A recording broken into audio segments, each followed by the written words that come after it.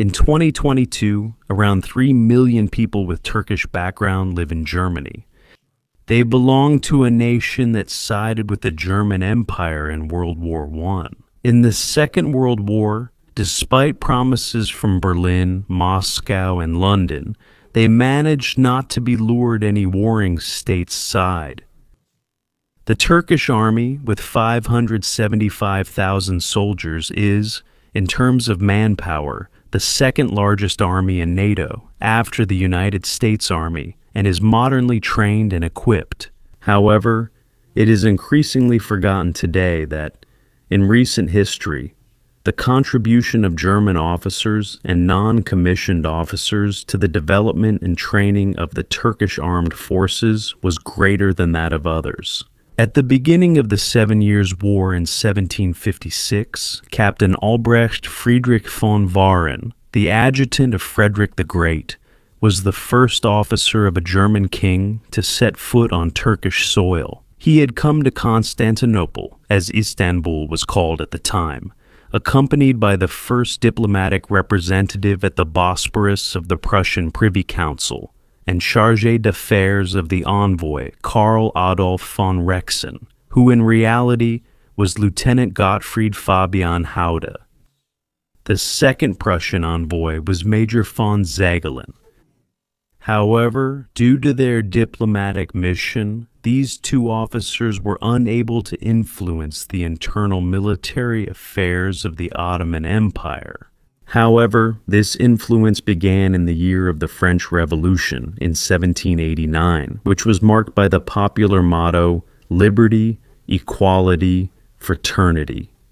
During the following years of terror, at least 20,000 people were executed and hundreds of thousands were arrested. Back then, on the memorable 14th of June, 1789, the first Prussian officers, on the orders of Friedrich Wilhelm II, of Prussia, the nephew and successor of Frederick the Great, set out on their journey to Constantinople, today's Istanbul, to begin their service with the army of Sultan Selim III. For this purpose, Colonel in the Quartermaster Corps of the Prussian army, Karl Ludwig Bergislav von Goetze, accompanied by his two assistant officers, Artillery Lieutenant and later Prussian Lieutenant General Johann Heinrich Otto von Schmid, and Infantry Lieutenant von Scholten, was given the task of organizing the Turkish army in the Prussian manner. On the 21st of January 1792, after completing their mission, the three officers returned to Prussia, and another 36 years passed before Prussian officers once again set foot in Turkish Burgenland. At that time, the Ottoman Empire was engaged in the Russo-Turkish War of 1828 to 1829, which had been triggered by the Greek struggle for independence against Ottoman rule. And at the same time, it was supported by Russia, acting as the protector of Orthodox Christians. At that time, Prussia, under King Friedrich Wilhelm III, had taken on the role of mediator, and in 1828 sent the lieutenant colonel of the general staff, Baron Karl Ernst Wilhelm von Karnitz und Dahlwitz, as an extraordinary envoy to this theater of war. But before he could take any action in response to the request of Tsar Nikolai I Pavlovich, Hans Karl von Dibich Zabolkansky, a German general from Lower Silesia serving in the Tsarist army, had captured Adrianople, today's Edirne, with his troops, forcing the Turks to request a ceasefire. Another Prussian officer, Lieutenant General Karl von Müffling, known as Weiss, at that time served as the representative of the Prussian king. On the 14th of September, 1829, he mediated the Peace of Adrianople. Out of gratitude for this act of support, the Turkish Sultan Mahmud II tried to deepen the diplomatic and also economic ties between Constantinople and Berlin. But Prussia was still not only geographically too far away. In addition, the so-called sick man of the Bosporus, Turkey, which had been weakened by the Greek War of Independence and the war with Russia, also had to contend with these issues. Here is a German caricature from 1914 during the so-called First Eastern Crisis. In the Second Egyptian-Ottoman War of 1839 to 1841, which mainly took place in Syria, Egypt launched an attack that it was able to push as far as Anatolia and capture Aleppo. With Constantinople now open to the Egyptian army, the Sultan, facing this threatening situation, turned to England for help. Russia promptly protested, and in February 1833, sent its fleet into the Bosporus, which in turn provoked protests from England, France, and Austria. But since Russia was not only the closest neighbor of the Ottoman Empire, but also the most powerful, it was able to force a humiliating peace on the Turks. And in the Treaty of Hünkârıskelesi on the 8th of July, 1833, it was also able to enforce a mutual assistance treaty with the Tsar. This made Russia the sole protector of Turkey. But after this latest defeat, Sultan Mahmud II finally woke up from his Ottoman dreams of power and carried out a reorganization of his country, including the army, during which he also managed to suppress the rebellious Kurds and Armenians. However, this new Ottoman strength was seen as a renewed threat by the Ottoman province of Egypt under Muhammad Ali Pasha, which then incited uprisings to destabilize Turkey. As a result, Mahmud II decided, despite strong resistance from his court, to bring European officers into the country in order to finally modernize the Ottoman army. At first, he turned to France, which immediately provoked objections from Russia and Austria.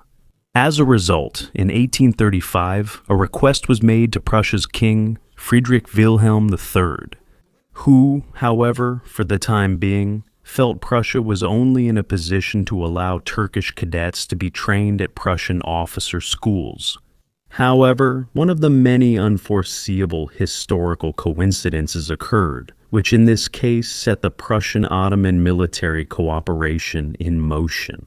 Because in November 1835, of course without knowing the connections just described, two travel-hungry Prussian officers arrived in Constantinople to use their 6-month leave for an educational journey through the gorges of the Balkans, just like the novel by Karl May. It was none other than the captain of the General Staff, Helmut von Moltke, who would later become Field Marshal and Chief of the General Staff, accompanied by a comrade, the Lieutenant of the 1st Foot Guards Regiment von Berg, they reported, as was required, to the Prussian envoy at the Ottoman court, Hans Graf von Königsmarck, who introduced the officers to the Ottoman Minister of War, Hüsrev Mehmet Pasha, who listened with great interest to the report on the new Prussian army reform. When the Sultan also learned of the presence of Moltke and von Berg, King Friedrich Wilhelm III requested, despite Austria's objection, that Captain von Moltke be granted leave for 3 years, which from the 8th of June 1836 was granted by the highest cabinet order, so he could be assigned to Constantinople until 1839 for the organization and instruction of the Turkish troops. This marked the beginning of a fruitful period of military cooperation between Turkish and German officers, which has continued through all the ups and downs of world history to this day, even though, at that time, a United States cartoon made fun of this friendship. Thanks to the willingness of the Prussian king, the Sultan did not want to be left behind, and requested the dispatch of 11 more officers and 4 non-commissioned officers who were primarily intended to serve as instructors for all army tasks. However, this new Prussian-Turkish military cooperation now attracted the attention of all the other European countries, and as was common in such cases at the time, Russia immediately threatened war again. As a result, the Sultan gave in and only requested the dispatch of 3 general staff officers as advisors to his pashas, which was the highest Turkish title for civil servants and officers, as well as an engineer officer to supervise the fortification work at the Dardanelles, the strait belonging to Turkey in the Mediterranean between the Aegean and the Sea of Marmara. Friedrich Wilhelm III had agreed to this request in 1838 and sent 3 officers to Constantinople, where they entered the service of the Ottoman army. These were the captains in the general staff, Karl Friedrich von Finke and Fischer, as well as the captain of the engineering corps, as the pioneer unit was called, Heinrich von Mühlbach, here in Turkish uniform. However, these 4 German officers, including Captain von Moltke, had hardly found any time to take care of the reorganization of the Turkish army, since it was at war with the Kurds in May and June 1838, and, as mentioned, at war with Egypt beginning in 1839. During this military conflict, the 4 German officers participated as advisors to the respective Turkish corps commanders, serving as Ottoman majors, for which Captains von Moltke and von Mühlbach were awarded the Order pour le Mérite upon their return to Prussia. During these days of war, the Prussian General of Artillery, Prince August of Prussia, a nephew of Frederick the Great, paid an official visit to Sultan Mahmud III, who then requested the dispatch of additional officers. As a result, 2 reserve officers were assigned to Turkey, Captain retired von Laue and Lieutenant retired Köpke, who played a key role in the construction of the Dardanelles fortifications. Prince August had also succeeded in persuading the hesitant King Friedrich Wilhelm III to change his mind and now send additional officers to Turkey as well. However, since the king had forbidden the deployment of active officers, the new assignments only applied to reserve officers. In 1838, the artillery officers First Lieutenant A.D. Rudolf von Kuschkowski and the retired firework lieutenants Lühling, Wiesenthal, Schwensfeuer, and Wendt arrived in Constantinople.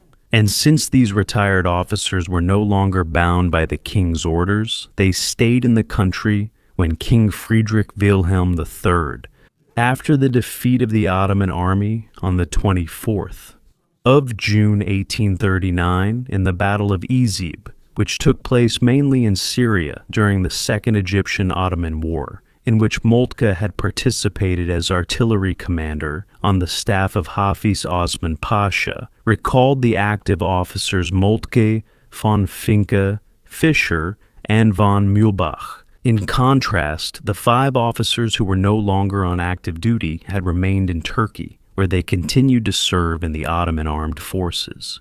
And von Kuschkowski, Schwensfeuer, and Wendt had been elevated to the nobility as pashas. In the following 4 decades, the historical image of the Ottoman Empire changed more and more.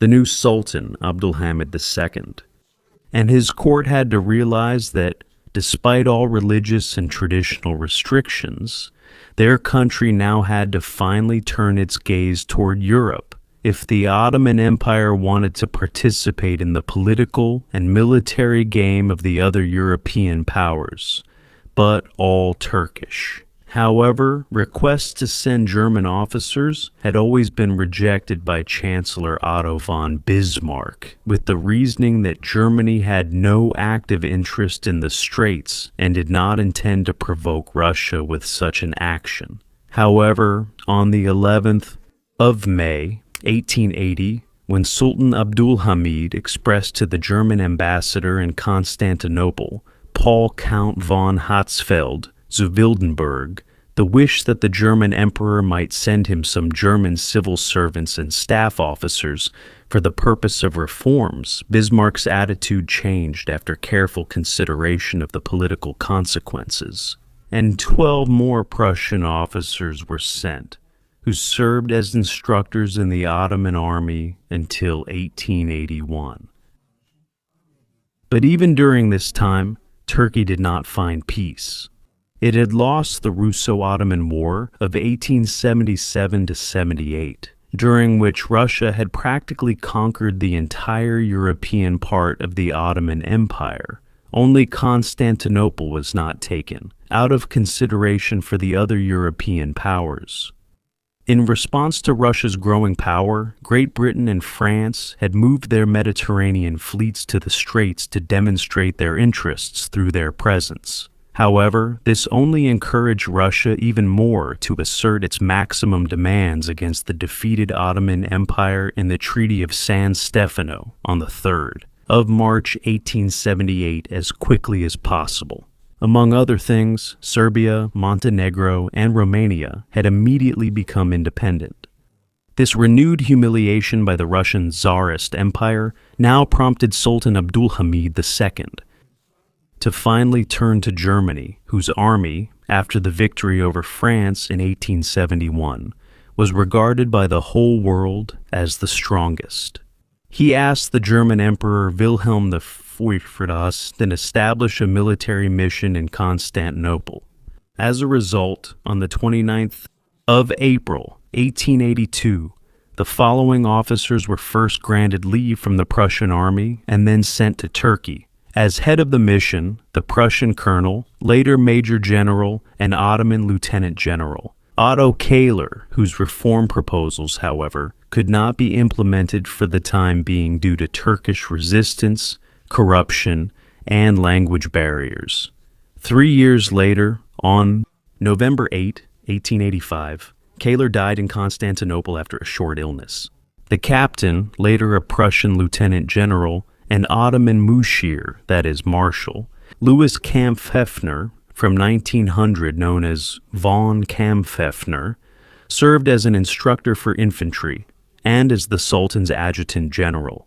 Horsemaster von Hove was an instructor for cavalry, but unfortunately, his later awarded Turkish title of Pasha went to his head, which led to some unpleasant incidents. A Captain Risto, also a Turkish general, served as an instructor for artillery, and finally War Counselor von Schilgen as an instructor for the Quartermaster Corps. However, the German officers had almost no freedom of movement, since the Turkish command posts, concerned with their own matters, wouldn't be convinced. The results were that the German officers had the unfortunate task of doing their duty, but without any true authority. However, this changed when, in 1885, General Kaler died, and Lieutenant Colonel Fryer von der Seyff Goals was appointed as the new head of the military mission, since he had already been working there since 1883 as an instructor for the Turkish military education system. He knew the country and its people, and thus also the sometimes difficult dealings with the stubborn Ottomans. Through arduous negotiations, he finally succeeded in obtaining a reorganization law for the army from the Sultan, with the result that by 1987, the Turkish army already had 1 million men under arms, plus another 400,000 men in the territorial army.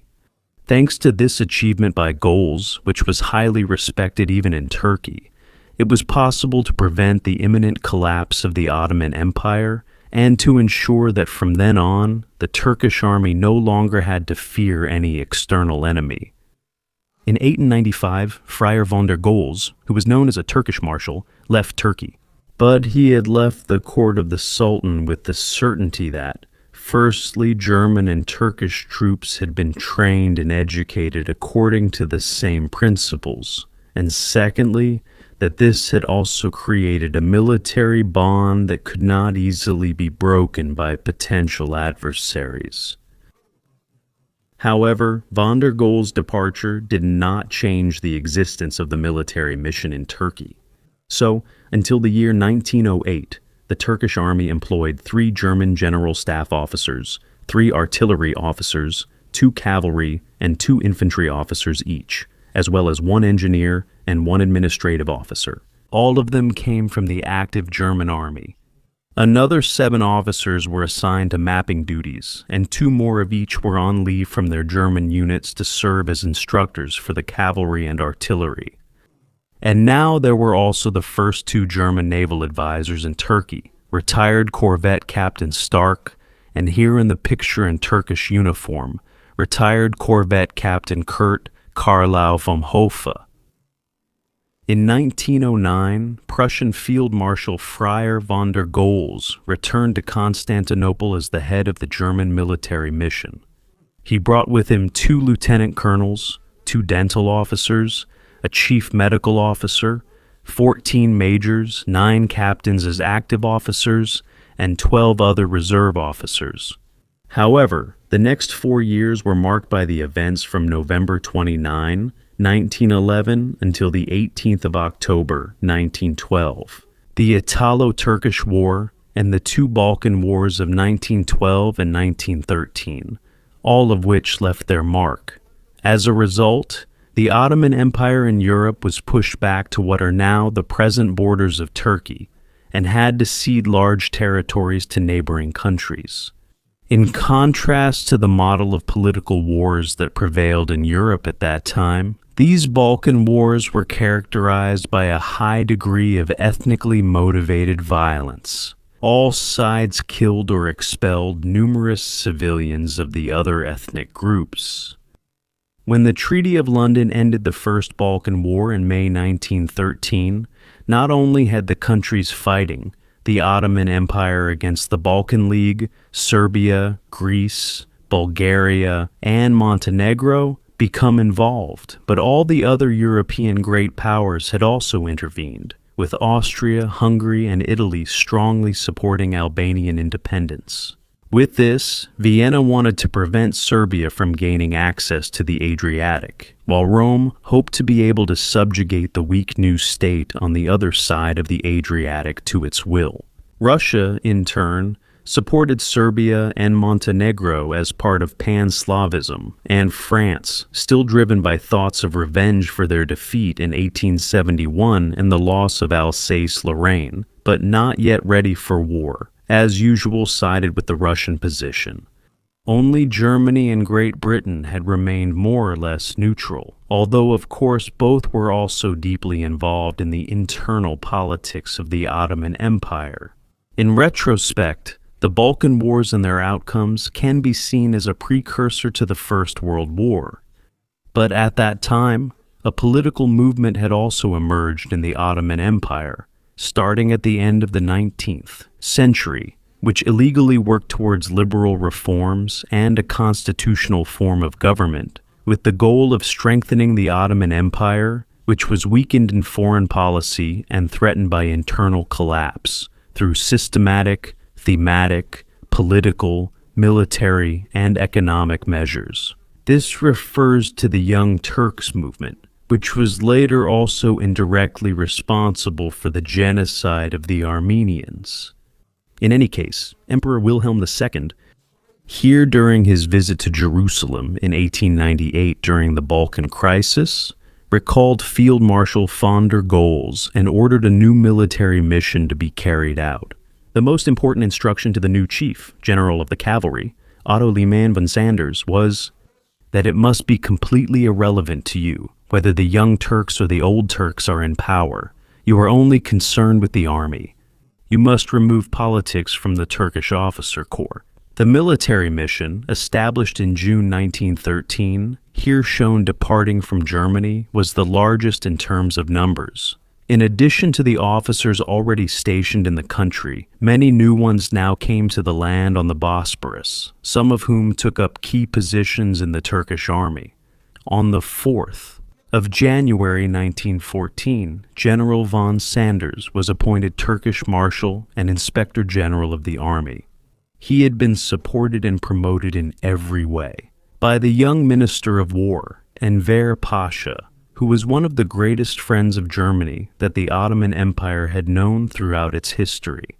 This video pays tribute to the architect of the German-Turkish Brotherhood in arms during World War I.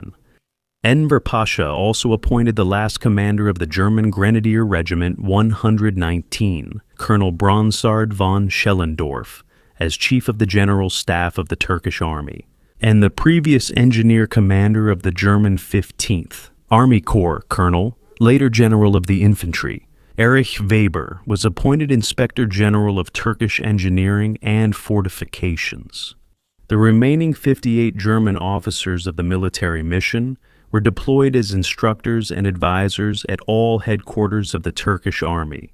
As for this relatively high number of German officers in the various higher staffs, as well as the leading teachers at the War Academy, most of whom were awarded the Order of the Turkish Crescent during the war, their presence naturally led to friction with the, let's say, talented Turkish officers who felt patronized. Similar experiences were repeatedly encountered by Bundeswehr soldiers who were deployed in Turkey. At that time, however, it was thanks to the diplomatic skill of Marshal Lima von Sanders that these differences were kept as small as possible, and cooperation between the Germans and Turks was intensified.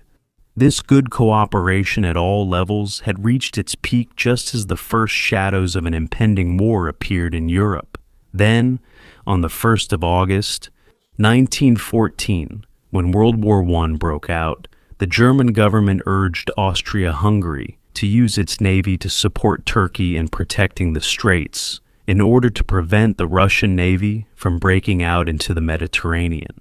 However, when Austria-Hungary rejected this request, the German Naval Command, under the leadership of Admiral von Usedom, who had commanded the German replacement contingent during the so-called Boxer Rebellion in China in 1900, sent a strong naval military mission to reinforce the Turkish Dardanelles front. But before the so-called Special Straits Command, consisting of a total of 2 admirals, 15 naval officers, and 281 naval specialists, arrived there, Turkey had, as of the 14th of November 1914, entered the Holy War, the Jihad, on the German side against the Entente. By August 1914, Rear Admiral Wilhelm Souchon, together with Lyman von Sanders, had led his 2 ships, the battlecruiser Goeben and the light cruiser Breslau, from the Adriatic into the western Mediterranean.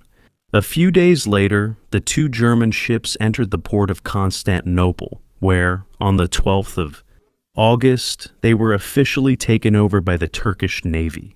His Majesty's ship Goeben as Yavuz Sultan Selim and His Majesty's ship Breslau as Midilli. They were deployed in the Black Sea with their German crew, who wore only the fez as official headgear under their commander, Captain at Sea Richard Ackermann.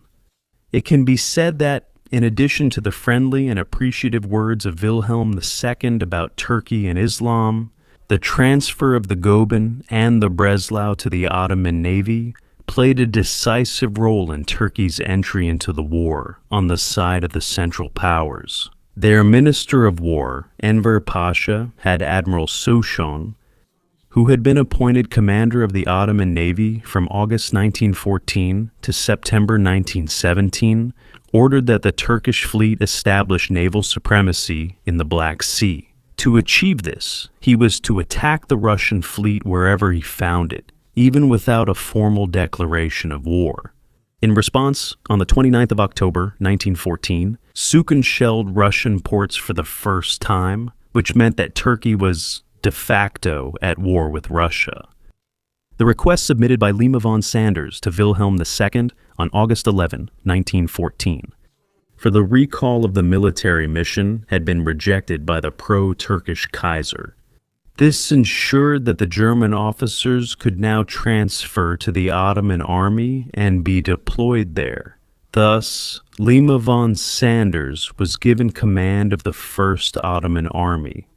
With its 6 corps, it was not only the most powerful of the 3 Turkish armies formed, but, being stationed in Constantinople, was also tasked with protecting the capital and European Turkey. And when a 4th army was established in November 1914, the German Colonel Werner von Frankenberg's Suproschlitz took the position of Chief of the General Staff in it.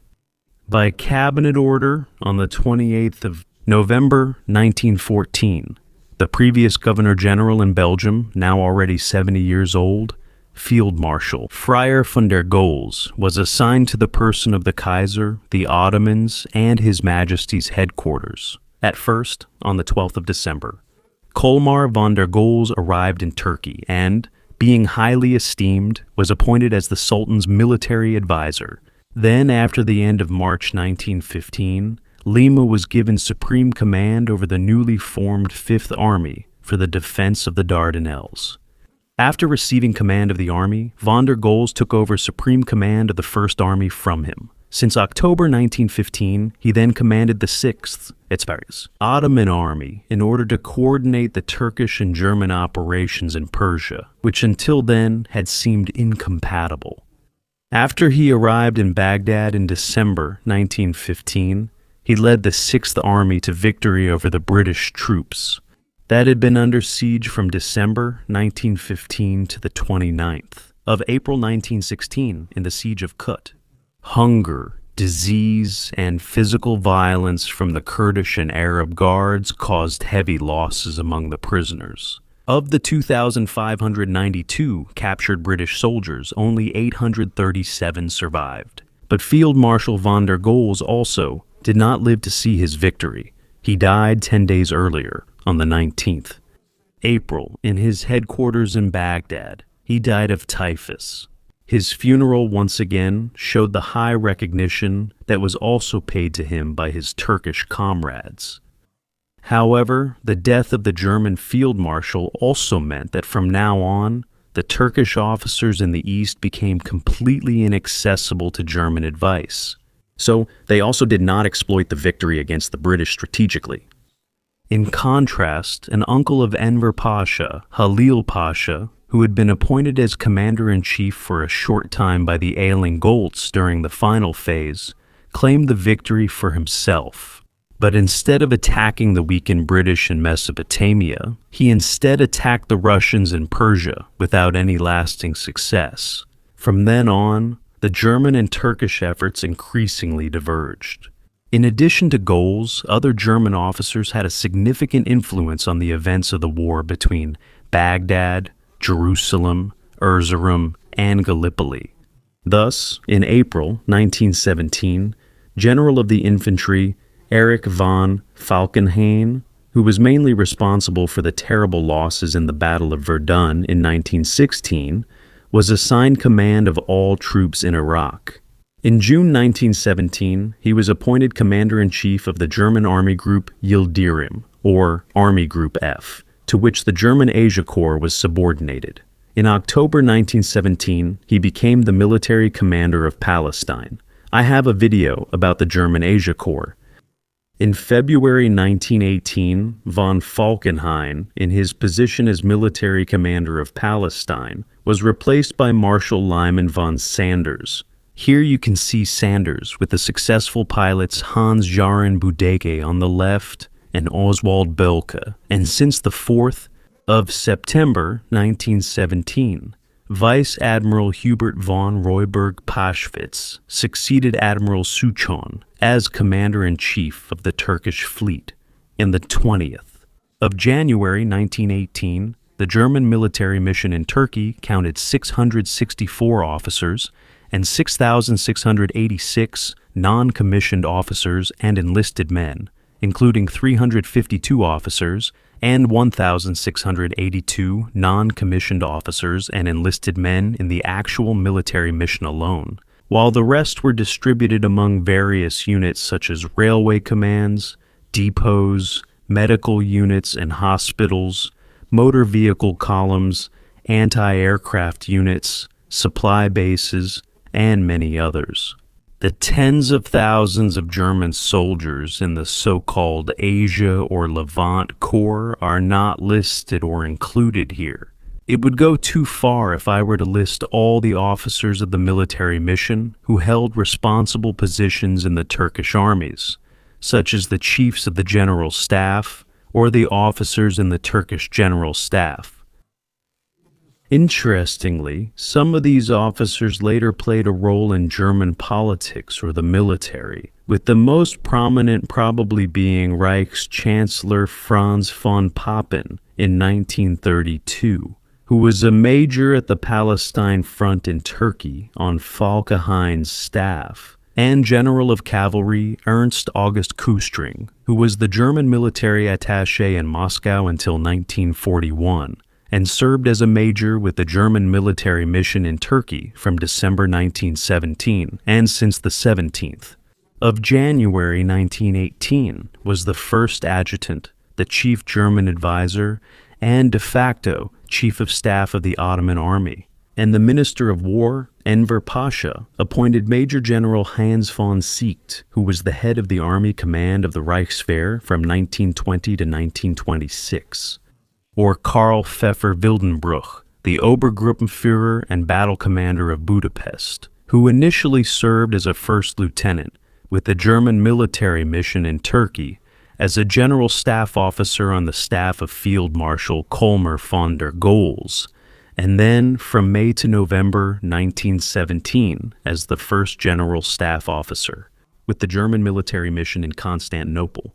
Finally, the commander of the Field Aviation Unit Pasha, Captain Helmut Felmy, who in World War II became a general of the Air Force and, among other things, commander-in-chief of the Second Air Fleet. With the end of the war, which Turkey had also lost, the mission of the German military detachment in Turkey was fulfilled. Then, starting in October 1918, the German officers and soldiers left the country on the Bosporus and had returned to Germany by January 1919. Now another 6 years passed, during which no German officer stayed in Turkey as an advisor or instructor. It almost seemed as if the peace dictate of Versailles had meant the final break in relations between the two friendly nations. But beyond politics, the former brotherhood in arms was so strong that from 1925 onwards, former German officers were once again able to join the service of the Turkish Navy and Army. However, this time the German officers were mainly called to the Istanbul War Academy and the officer schools as tactics instructors, and less, as before the First World War, as instructors. A few names should be mentioned in this context: retired General of the Infantry Hilmar Ritter von Mittelberger, Lieutenant General Max Schindler, Vice Admiral Paul Wilfing von Ditten, or the most successful submarine commander of the First World War, and to this day also in military history, Captain at Sea Lothar von Olden, who taught at the Turkish Naval Academy. After conscription was reintroduced in Germany in 1935, which also led to a significant strengthening of the officer corps, a new agreement was reached between the two states regarding the mutual assignment of officers. It was agreed that the Reich Ministry of War would assign a general staff officer and a defense minister, a frontline army officer, to serve in the Turkish army every 3 years. In November 1934, the time had come, and the first two German officers traveled to Turkey on an official mission.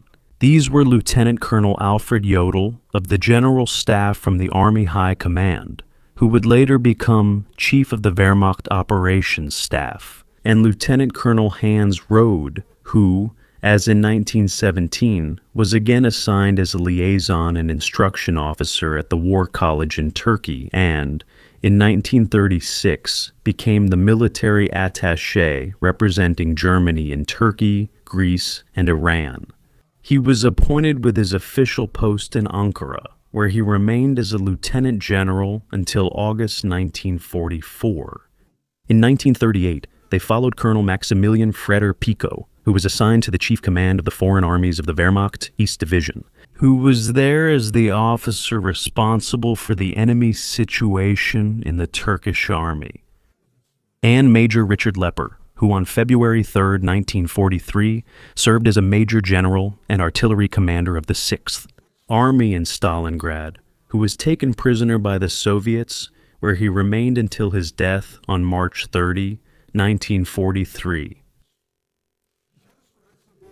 Turkey had not allowed itself to be drawn into the war by promises from Berlin, Moscow, or London, even though, due to massive pressure from the Allies, it declared war on Germany on the 23rd of February 1945. Thus, despite its neutral position in World War II, Turkey had to declare war. Turkey was able to maintain its old significance during World War II because her land was used by the warring powers not only as an important hub for economic goods and espionage information, but was also considered by both warring blocs as a political factor in the struggle for future dominance in the Middle East. Germany and its diplomatic representative in Turkey, Franz von Papen, played hardly any role in these international intrigues as the war went on, except for the spy Eliezer Besnar, codenamed Cicero, who worked as an employee at the British Embassy in Ankara from October 1943 to March 1944 as a spy for the German Security Service. When Germany then lost the Second World War, that also meant the end of any possible German-Turkish connection in the military sector. But with the establishment of the Bundeswehr from 1955 onwards, along with the Federal Republic of Germany joining NATO, the old cordial ties between the two armies were reactivated, which was also reflected in joint maneuvers and massive arms deliveries from Germany to its old and new ally. In recent decades, the traditionally friendly German-Turkish military relationship has been said to have become estranged, with the 4 coups by the Turkish army understandably causing confusion in Germany. Regardless of that, people in Turkey are proud of their army, something that in recent decades has been effectively suppressed in Germany by almost all parties, including the judiciary, the media, teachers, and Protestant pastors. Furthermore, much to the amazement of naive German politicians, Turkey repeatedly resists Western lectures, especially when they come from draft dodgers and when, for example, the Turkish Navy hinders or even prevents surveillance measures by German or French warships in the Mediterranean. And when only the usual helpless statements from pacifist politicians follow, one should remember the saying, "It takes 2 to tango." Since July 9, 2018, General Hulusi Akar has been the Minister of Defense of Turkey since the 8th of December 2021 in Germany. A woman named Lambrecht has been responsible for the German army, and before her, a political scientist named Kramp-Karrenbauer, and before her, a doctor named von der Leyen. Here, to the visible delight of General Inspector Zorn, holding hands and grinning, only a rascal would think anything bad about it.